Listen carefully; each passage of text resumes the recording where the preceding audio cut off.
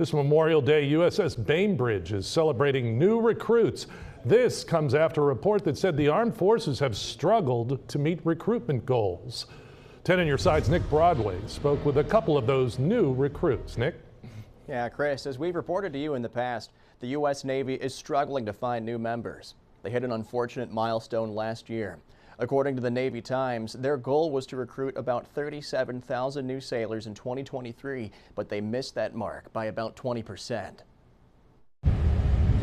In spite of the low numbers, crew members are still keeping the ships going. On board USS Bainbridge, we met with two young recruits joining the Navy from other continents within the past 2 years. This includes Fireman Tiffany Gittens, who came to the States from French Guiana, joining the Navy after her grandmother passed away. I joined to basically just live up to her honor and make her proud.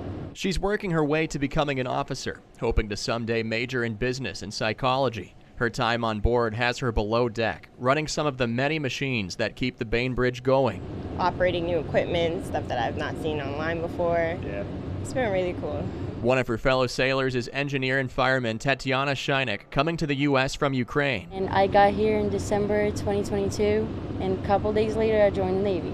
Her grandfather was in the military back home, and her great-grandfather served as an admiral in the U.S. Navy. On top of carrying on a family legacy, Tatiana is honing in her machinery skills. Because I always wanted to be a mechanic, so now Navy gave me the opportunity to do that.